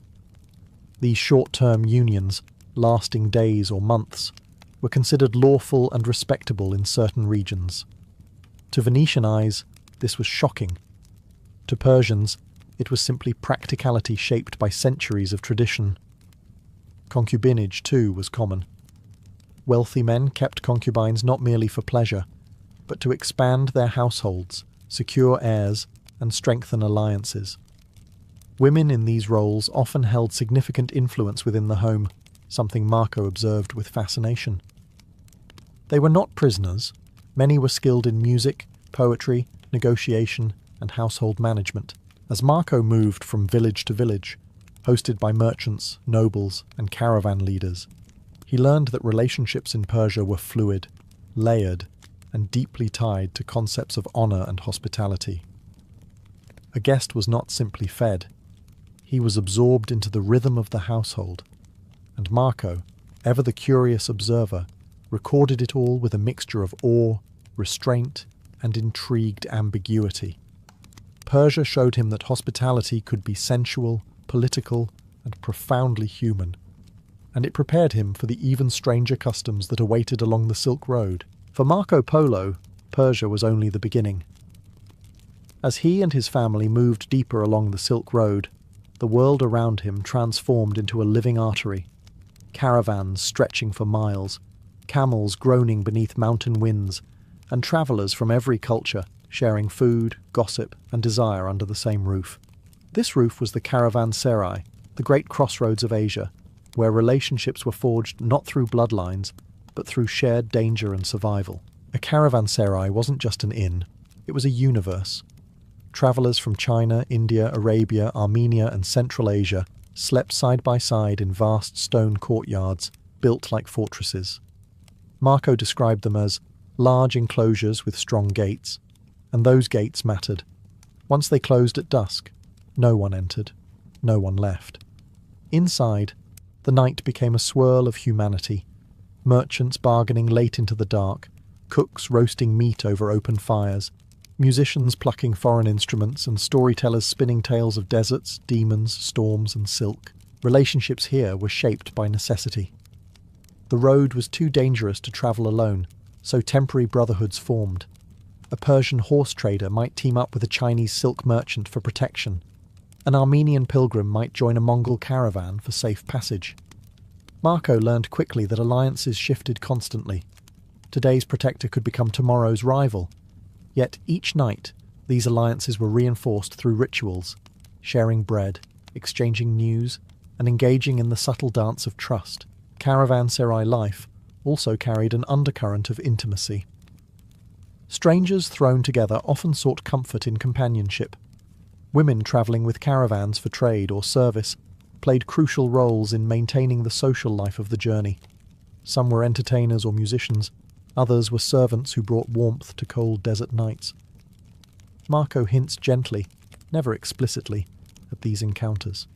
He writes of women skilled in pleasing conversation, of dances of the night, and of travellers who took solace from the hardships of the road. In a culture where loneliness meant vulnerability, such relationships were both emotional refuge and practical alliance. The economic world of the caravanserai was equally layered. Deals were made over wine, tea, or fermented mare's milk. Dowries, marriage arrangements, and informal betrothals sometimes emerged from these trading circles. A merchant might offer his daughter in marriage to seal a partnership, or two families might agree to future unions as part of a business pact. Through these encounters, Marco discovered that the Silk Road wasn't only a highway for goods, it was a highway for relationships. Friendships, romances, rivalries, and alliances flowed through its caravanserais as richly as silks and spices. In this melting world, Marco began to understand the interconnectedness of Eurasia, a place where human bonds mattered as much as trade routes, and where every night held the possibility of a new companion, a new story, or a new danger. Crossing from Persia into the vast steppes of Central Asia, Marco Polo entered a society that overturned almost every assumption a 13th century Venetian held about gender, marriage, and relationships. In Venice, women lived largely in domestic seclusion, bound by dowries, church law, and the constant watch of male relatives. But on the steppe, in the lands of the Turks, Uyghurs, and early Mongol tribes, Marco found a world where women moved with a freedom that startled European sensibilities. They rode horses, commanded households, negotiated prices, and sometimes even influenced tribal politics. Marriage among nomadic peoples was less rigid and more pragmatic. Families arranged unions, yes, but these marriages were fluid, shaped by survival and alliances rather than strict theological rules. Among Turkic groups, a bride brought not only beauty, but labour, horses, and connections. A skilled horsewoman who could herd, fight, or manage livestock was valued as much as, if not more than, her physical attributes. Marco describes steppe women with admiration, strong, confident, and unafraid to speak publicly, an image impossible to imagine in the patrician courts of Venice. Polygamy was accepted, especially for chiefs and wealthy herders. A man with multiple wives wasn't seen as indulgent but capable, able to support large households with food, tents, herds, and protection. In turn, wives often managed distinct camps within the family, giving them authority over servants, children, and resources. Marco observed that these women wielded real power, not symbolic influence. They decided how food was distributed, how herds were organised, and how guests were treated, and guests were essential. Hospitality in the steppe was sacred. Any traveller, even a stranger, was offered shelter, food, and protection. A guest became part of the family for as long as he remained under the roof. In some tribes, a guest was expected to join communal rituals, singing, storytelling, drinking fermented mare's milk, and sharing in nightly gatherings around the fire. These gatherings blurred social boundaries, creating connections that were emotional as much as practical. Marco hints that companionship was sometimes offered to guests, not as scandal or seduction, but as generosity, a way of honouring the visitor and strengthening social ties. Where Venice saw the body as bound by religious rules, the steppe saw it as part of life's natural rhythms. For Marco, Central Asia felt like a world where relationships were honest, direct, and intertwined with survival. Here, marriage wasn't a cage but a partnership. Women were not hidden but visible, and hospitality carried a sensual undertone that foreshadowed the even greater sophistication of the Mongol imperial courts he was about to enter. When Marco Polo finally entered Mongol-controlled territory, he found himself stepping into a political world where relationships were not merely personal choices, they were instruments of governance. The Mongol Empire was the largest land empire in human history, and its rulers understood that marriage, lineage, and intimate alliances held as much power as any army of horsemen. Every union, every concubine, every household arrangement served a strategic purpose. At the heart of this system was the Great Khan, whose palace swarmed with attendants, wives, and women of rank. Marco describes these courts with awe, sprawling tent cities adorned with silk hangings, carpets woven with golden thread, and chambers filled with musicians, dancers, and servants. The women of the Khan's household were not passive ornaments. Many were selected from noble families across conquered nations, offered as tribute, forming diplomatic bonds, or secured through alliances that kept rival clans loyal. Concubinage was not seen as immoral. It was a sophisticated system of managing unity across vast ethnic groups. A concubine could raise her status through intelligence, diplomacy, or producing sons. Some commanded entire wings of the palace, overseeing servants, finances, and political petitions. Marco noted that these women were trained in etiquette, music, and conversation, and that they moved through the palace with a serene authority that surprised him. In Venice, such influence would be scandalous. In the Mongol world, it was expected. Marriage among the Mongols themselves followed clear customs. Brides were often chosen to strengthen intertribal relationships, and marriage negotiations included exchanges of animals, silk, and weapons. Women retained notable rights. They could own property, manage herds, and initiate certain legal processes. Their mobility, riding, travelling, and participating in communal work, was unmatched in Western Europe. Marco found Mongol women confident, outspoken, and central to both domestic and political life. Hospitality played a crucial role in this landscape. Marco wrote that guests of the Khan were greeted with lavish banquets, endless cups of fermented mare's milk, and entertainment performed by women trained in dance and song. Some households extended companionship to guests as a gesture of high honour, something difficult for Westerners to write openly about. Marco, cautious yet observant, noted attentions given to him and other travellers, implying moments of intimacy without ever crossing into explicit confession. What impressed him most was how pragmatic, structured, and dignified these relationships were. Far from the moral rigidity of the Catholic West, the Mongol court embraced sensuality, diplomacy, and family alliances as elements of a single political system. To Marco, it was a world where personal relationships and imperial strategy were woven together, delicate as silk and powerful as steel, a world he had never imagined before his journey began. When Marco Polo finally reached Cathay, the lands ruled by the Song remnants in the south and by the Great Khan's Yuan dynasty in the north, he stepped into a world unlike anything he had witnessed in Persia or the steppe. If the Mongols impressed him with power and pragmatism, the Chinese courts astonished him with refinement. Everything in Cathay seemed crafted with intention: the architecture, the poetry, the manners, the perfumes, even the way people walked and spoke. Relationships here were not wild or instinctual like in the steppes. They were choreographed, measured, subtle, and profoundly sensual in their restraint. Chinese marriage customs struck Marco first. Where Venice emphasized dowries and rigid family honor, Cathay emphasized harmony. Marriages were arranged through careful consultations between families, astrologers, and matchmakers. Compatibility mattered. Auspicious birthdays mattered. Even the symbolic balance of yin and yang played a role. A good match wasn't just about wealth. It was about creating a household that flowed in peace. The role of women fascinated Marco. While elite women lived within defined domestic spheres, they were highly educated in poetry, music, calligraphy, and etiquette. Their influence was indirect but powerful. A skilled woman's ability to host, entertain, and counsel her husband elevated the entire household's prestige. Marco admired their grace, their artistry, and the way they appeared to move with effortless composure.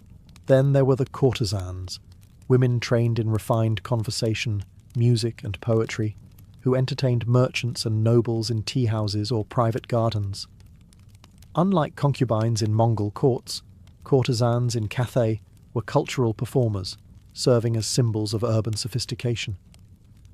Marco describes gatherings where courtesans played stringed instruments, recited verses, and exchanged witty banter with guests. Intimacy here was intellectual as much as physical.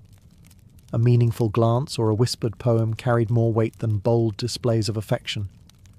Concubinage existed as well, but carried less political weight than in Mongol society. Wealthy men kept concubines to secure lineage, manage households, or simply enjoy companionship. Yet even concubines were expected to master etiquette, poetry, and household arts. Their presence added layers of complexity to family relationships, but the emphasis remained on maintaining internal harmony rather than asserting dominance. Hospitality in Cathay combined sensuality with elegance. A guest might be greeted with incense, warm tea, silken cushions, and soft music played behind latticed screens. Pleasure was not rushed, it unfolded. Marco was struck by how emotional, intellectual, and physical comfort were blended seamlessly, as if the Chinese had perfected not just the art of living, but the art of making a guest feel deeply, almost dangerously, at ease. After the raw power of Mongol life and the rugged freedom of the steppe, Cathay felt like a dream.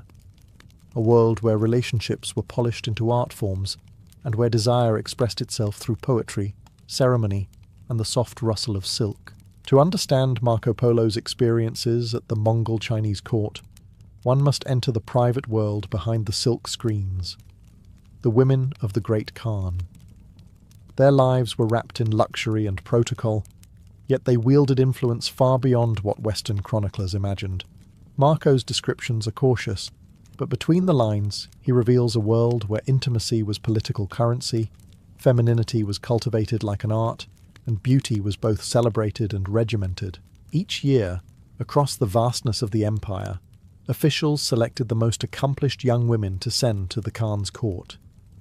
These chosen maidens, as Marco calls them, were evaluated not only for beauty, but for refinement, their skill in singing, playing instruments, pouring wine, reciting poetry, and observing court etiquette. They were not merely companions, they were embodiments of imperial prestige.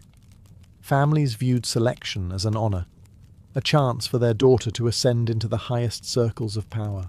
Once in the palace, life unfolded according to strict rhythms. The young women lived in dedicated quarters where they were taught courtly arts by senior attendants. Marco notes their meticulous grooming, perfumed baths, flowing silk garments, ornate hairstyles adorned with jade and gold. The palace smelled of incense, camphor, and flowers floating in carved basins. But beneath the elegance lay competition. Subtle, silent, and relentless. A favoured woman could rise to significant status, while others lived in quiet obscurity. Marco describes the nightly rituals with a notable mixture of fascination and restraint. When the Khan travelled, often in massive processions of tents, wagons, servants, and guards. A select group of women accompanied him in palatial felt pavilions decorated in silk. Before visiting the Khan, attendants prepared them with oils, perfumes, and fresh robes. The chosen woman was led to the Khan's quarters with ceremony, her presence symbolizing harmony, prosperity, and imperial magnificence. No detail of her appearance or conduct was accidental. What intrigued Marco most was not the sensuality, but the structure. Even the tender aspects of life were regulated by rules that reinforced imperial power. Favoured women received lands, servants, and influence. They could advocate for relatives, negotiate with ministers, and act as intermediaries for those seeking the Khan's favour. Yet Marco also hints at the emotional complexity of this world. These women lived in gilded isolation, pampered yet constrained, influential yet replaceable. Their relationships with the Khan were not simply personal, but woven into the political fabric of the empire. To Marco, the palace women represented a fusion of sensual refinement and imperial authority. Behind their beauty lay a system that married intimacy with power and desire with statecraft, a world he could observe but never fully penetrate. As Marco Polo settled into life at the Mongol and Chinese courts, he found himself in a unique position. A Westerner who was neither outsider nor insider, moving freely between worlds that rarely understood one another. In his writings, he hints at dinners, celebrations, and private gatherings where cultures blended, moments when merchants, nobles, courtesans, scholars, warriors, and entertainers all shared the same space. These encounters formed the emotional core of Marco's relationships abroad, revealing how intimacy and friendship unfolded across borders. Feasts were the first bridge. Marco describes banquets where Mongol roasted meats met Chinese delicacies, where Persian wine accompanied northern mare's milk, and where music blended fiddles, zithers, and drums from 3 continents. The air shimmered with scents: ginger, garlic, incense, roasted lamb, steamed fish, and as food was shared, so too were stories. A Persian merchant might whisper tales of Sufi mystics. A Chinese poet might recite verses about longing and moonlit rivers. A Mongol officer might recount battles fought on frozen lakes. Marco sat among them, absorbing everything, every accent, gesture, proverb, and song. These gatherings weren't only about entertainment. They shaped relationships. Hospitality in the Mongol Empire encouraged emotional openness. Guests were treated as honoured companions, not distant strangers. A man's rank mattered less at night than his ability to drink, converse, and appreciate music. Marco often found that women participated too: musicians, dancers, storytellers, and sometimes companions chosen for their charm and wit. They were not passive ornaments, but active contributors to the social atmosphere, capable of steering conversations with humour or quiet intelligence. Marco never writes explicitly of romantic encounters, but his descriptions shimmer with implication. He notes moments when affections were shown, when a host extended great courtesy, or when ladies skilled in politeness and discourse kept company with travellers. In Venice, such phrasing would be modest. In Asia, such moments were deeply understood. These interactions were cultural exchanges in their own right, windows into emotional worlds shaped by poetry, ritual, and warmth. Friendships across languages also developed. Marco grew close to interpreters, scholars, and officials who admired his curiosity. Some became lifelong companions during his years of service under Kublai Khan.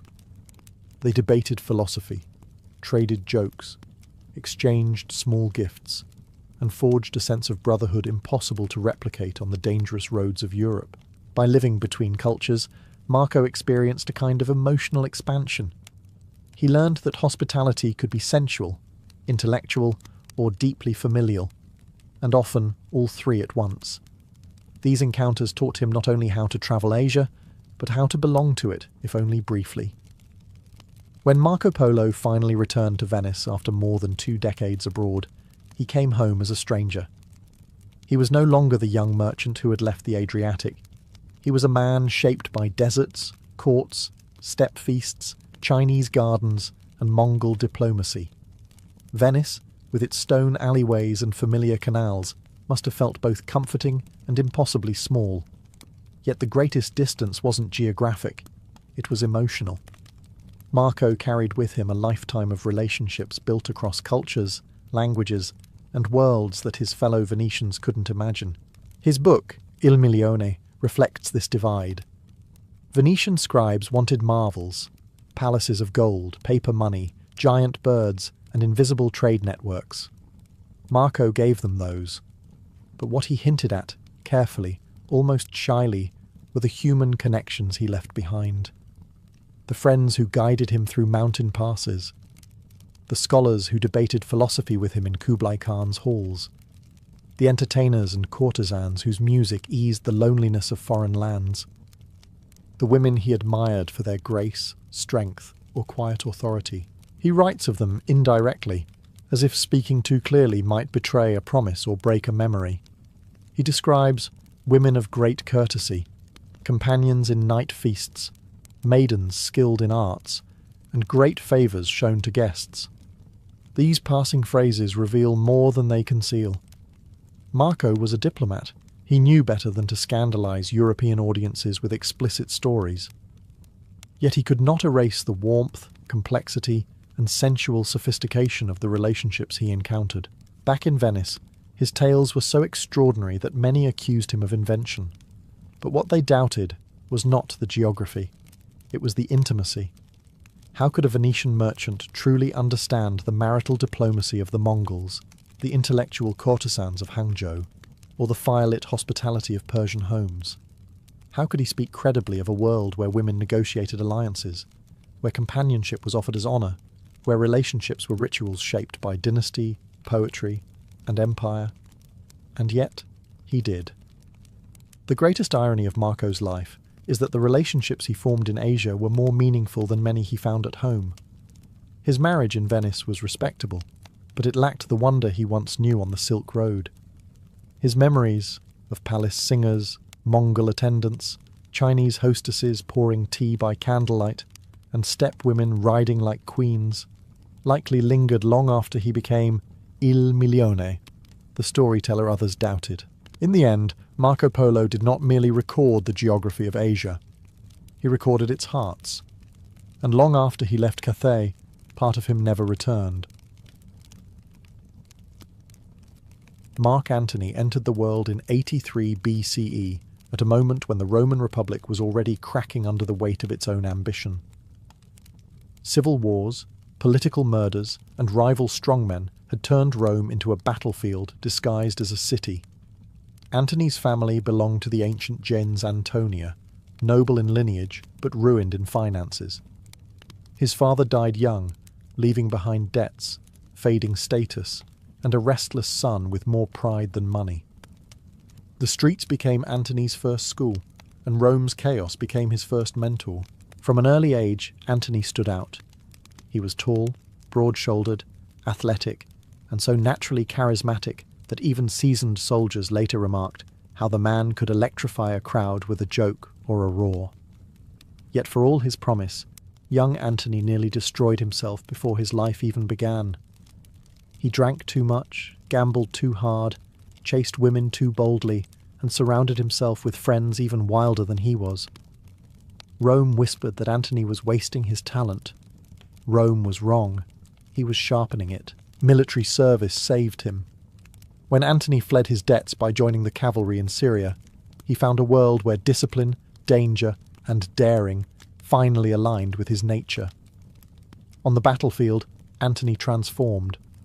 The hot-headed youth became a commander who could charge into enemy lines with terrifying confidence. His soldiers adored him. He fought beside them, drank with them, and never pretended to be anything other than what he was, a warrior who lived fast and demanded loyalty at the same pace.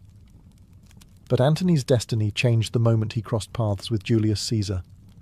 What began as political cooperation quickly evolved into one of the most powerful alliances in Roman history.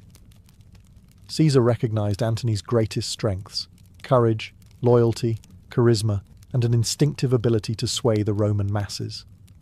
Where Caesar was calculating and restrained, Antony was fiery and bold. Together, they formed a perfect balance. Intellect and force, strategy and passion, and Antony became Caesar's right hand, his voice in the Senate, his enforcer in the streets, and eventually his co-consul. To many Romans, he was more than a general. He was Caesar's successor in everything but name. The pair marched through war after war, their victories reshaping the Mediterranean. Yet beneath Antony's rise lay a truth that would shape the rest of his life. He was forever drawn toward intensity, in politics, in battle, and especially in love. And Rome, already trembling, had no idea what storm this lion would unleash. Once Mark Antony joined Julius Caesar's inner circle, his life accelerated into a whirlwind of battles, marches, and political warfare. Caesar didn't just see Antony as an ally. He saw him as a weapon, a living hammer.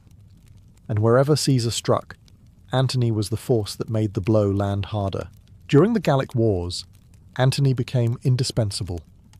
Caesar trusted him with legions, supply lines, negotiations, and the delicate balance of keeping fractious soldiers loyal. Antony had a gift. He could walk into a camp of exhausted, half-starved men, laugh, drink with them, and by sunrise have them ready to march into hell. His presence on the battlefield was explosive. Cloaked in his scarlet general's cape, Antony was known to fight at the front, covered in dust and blood like the lowest recruit. To the Gauls, Germans, and rebels who faced him, he was the fierce Roman giant who seemed impossible to break. But Antony wasn't just a warrior. He was Caesar's voice when Caesar wasn't there. While the general conquered Gaul, Antony kept order in Rome as the master of the horse, essentially the second in command of the Republic. And order in Rome meant suppressing riots, intimidating senators, and outmaneuvering political enemies who wanted Caesar gone. Antony excelled at it. He bullied the Optimates, rallied the Populares, and made it clear that anyone who challenged Caesar would face the wrath of his most loyal soldier. The Senate hated him for it. Cicero, disgusted by Antony's raw energy and intimidating presence, called him a butcher, a gladiator, and a man whose loyalty was both admirable and dangerous. Cicero wasn't entirely wrong. Antony's devotion to Caesar bordered on absolute.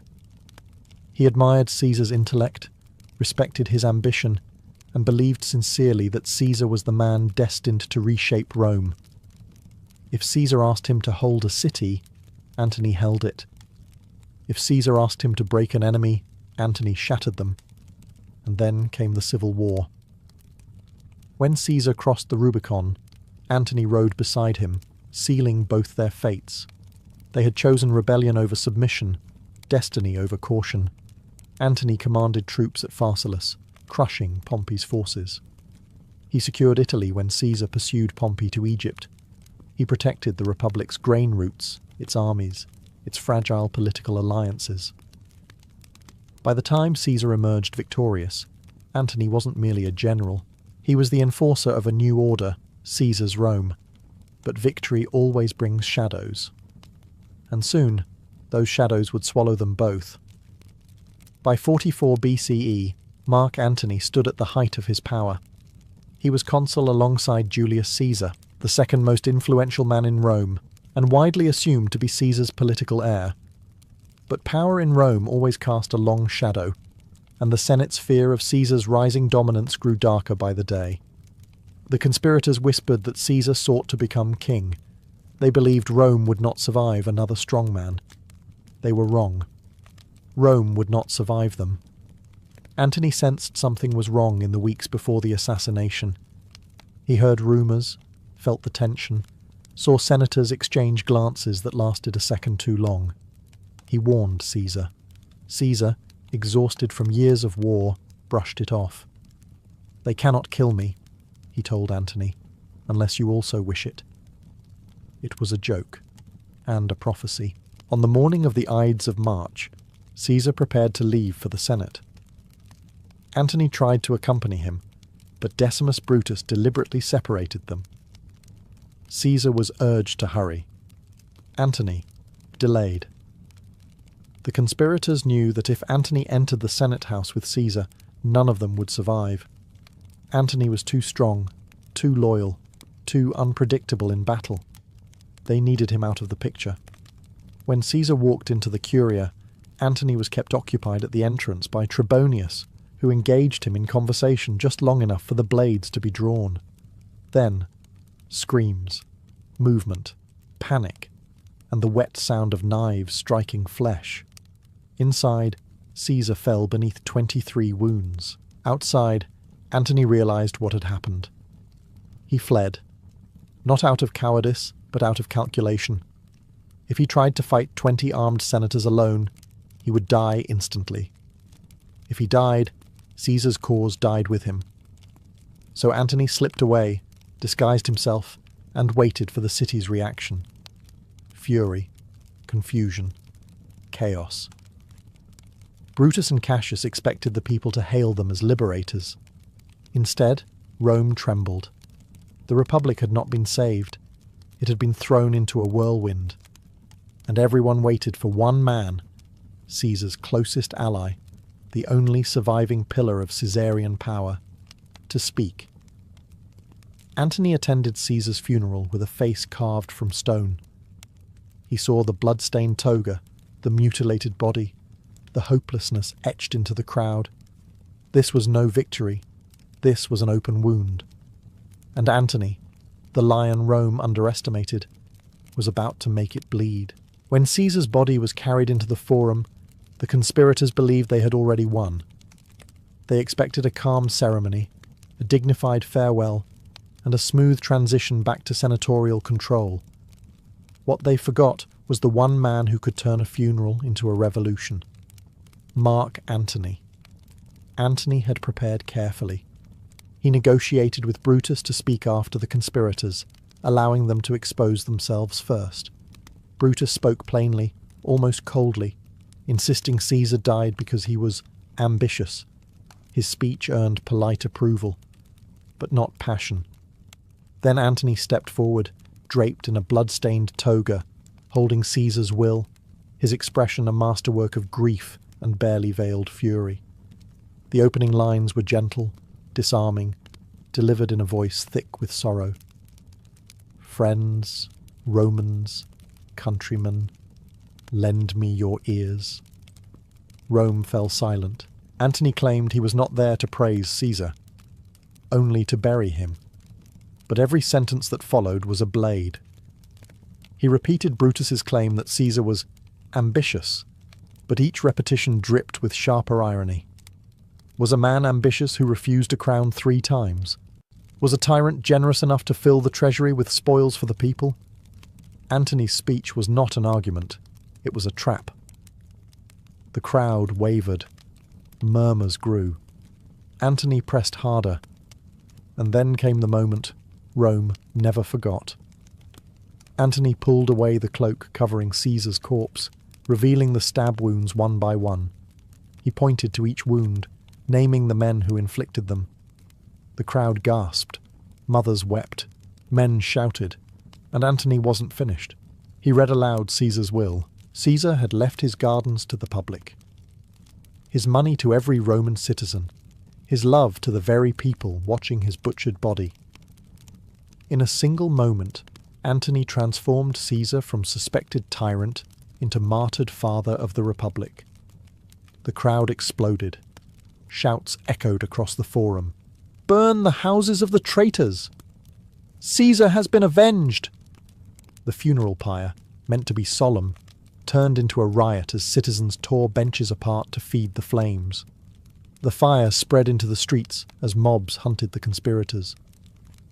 Antony watched, expression grave, but inside he knew he had achieved exactly what he wanted. The conspirators were now enemies of the people. With one speech, Antony had reshaped Rome's future. He had turned grief into rage, loyalty into vengeance, and a murdered dictator into a rallying cry. The civil wars had begun, and Antony lit the first spark. In the aftermath of Caesar's funeral, Rome spiraled into a storm of assassins, mobs, and desperate power grabs. And standing at the centre was Mark Antony, the man who had just turned the Republic upside down with a single speech. But even Antony could not rule Rome alone. The conspirators had fled east, armies were forming, senators were panicking. And in the shadows stood a quiet, calculating 20-year-old with Caesar's name and bloodline, Gaius Octavius, later known as Augustus. At first, Antony underestimated him. Everyone did.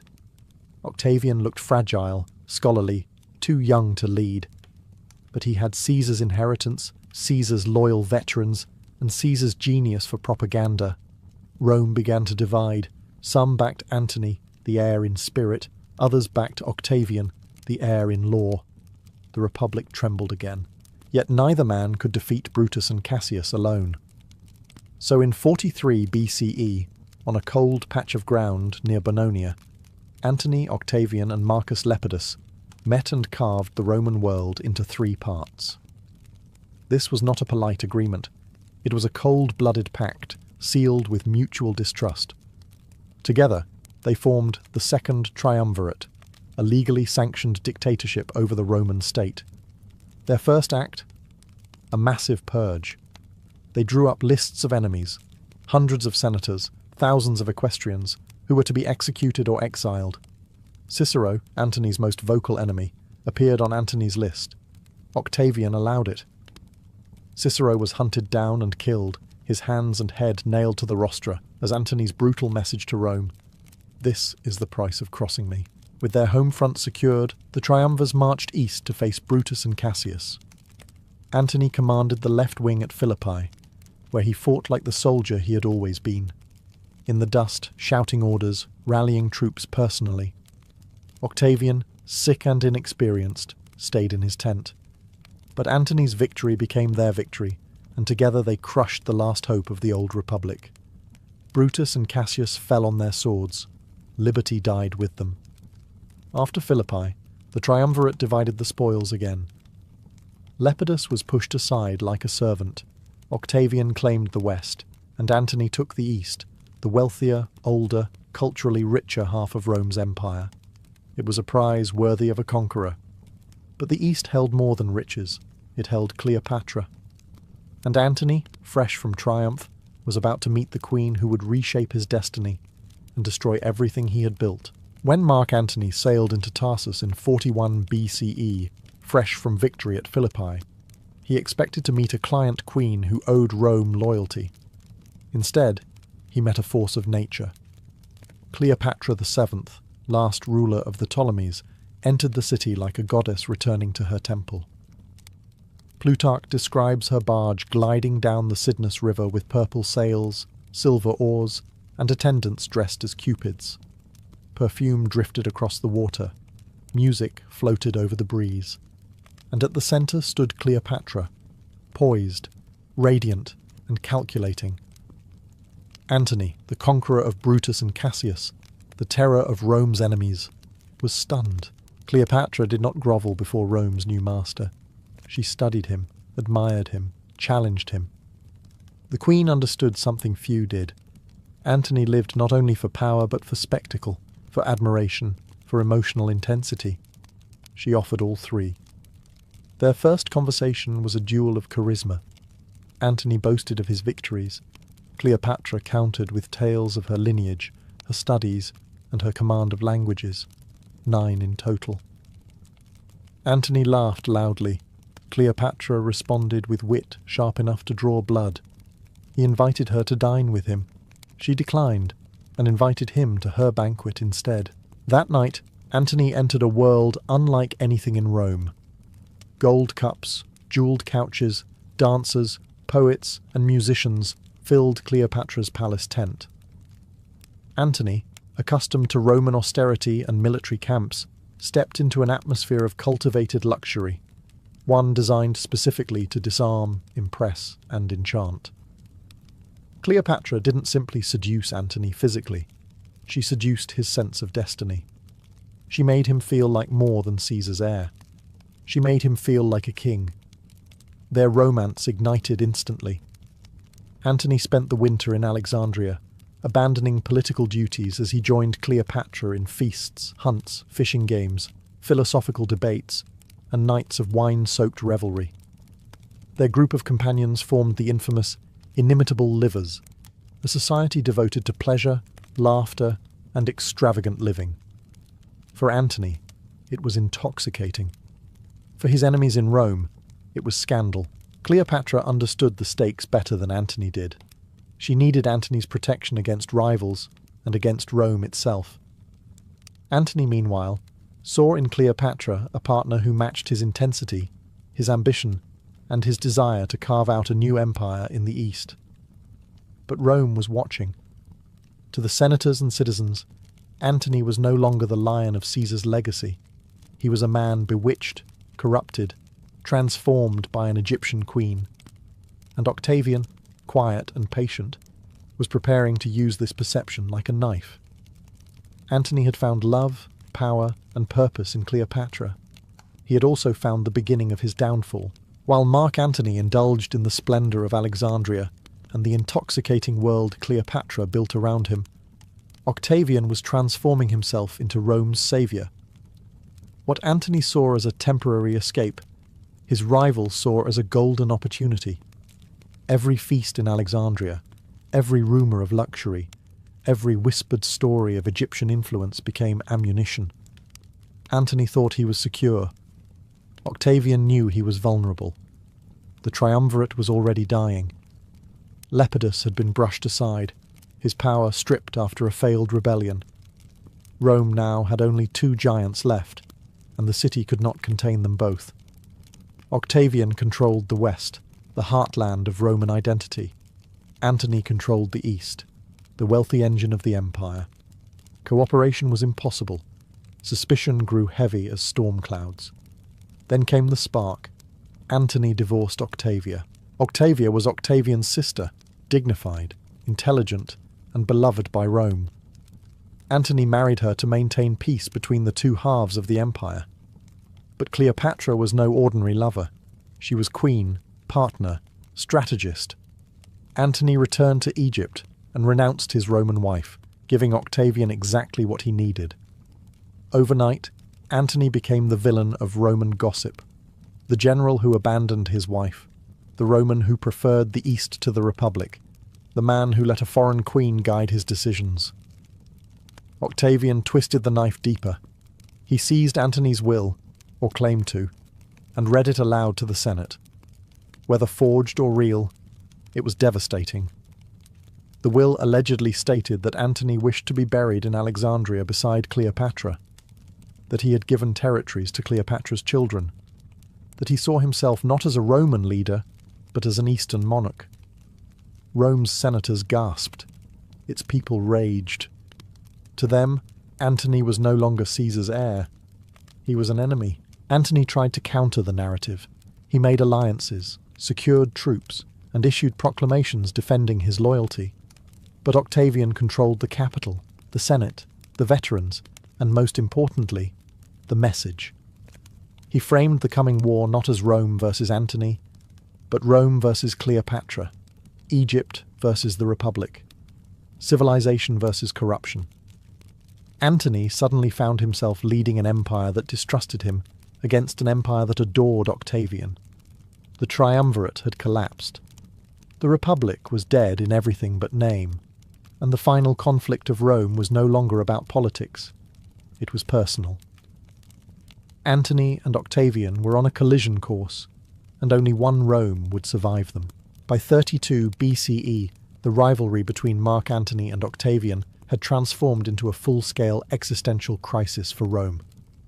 Their propaganda war erupted into open conflict, and both sides mobilized everything they controlled: legions, fleets, allies, and the hopes of millions. Yet from the moment Antony and Cleopatra sailed their combined forces into the Ionian Sea, destiny tilted against them. Antony had the larger fleet. He had the more experienced soldiers. He had the wealth of the East behind him. But Octavian had something far more lethal. Agrippa, the greatest naval commander of the age. Agrippa seized strategic islands, cut Antony's supply lines, and forced him into a defensive position at Actium, a windy harbour on the western coast of Greece. Antony found himself trapped, unable to retreat, unable to advance and slowly starving. Morale decayed. Disease spread through the camps. Desertions increased daily. Roman officers whispered that Cleopatra should never have been brought along. Her presence fed Octavian's propaganda that the war was foreign, un-Roman, corrupt. Antony insisted she stay. He trusted her counsel, needed her fleet, and could not imagine abandoning the woman who had become his partner in rule and in life. On September 2nd, 31 BCE, the fleets clashed. Actium was not a glorious battle. It was a slow, grinding catastrophe. Antony's ships were heavy, strong, and packed with soldiers, but Agrippa outmaneuvered them with lighter, faster vessels. As Roman arrows darkened the sky and ships locked in screaming impact, Cleopatra made a sudden, desperate gamble. Her squadron broke through the melee and fled south toward Egypt. Antony saw her sails, the distinctive purple banners of the Ptolemies, disappearing into the horizon. In that instant, everything changed. Antony abandoned the battle. He broke formation, turned his ship, and followed Cleopatra. To his soldiers, it was betrayal. To his enemies, it was proof of corruption. To Antony himself, it was a decision born of love, despair, and the crushing realization that the war was lost. Actium annihilated his political authority. Legions surrendered. Allies defected.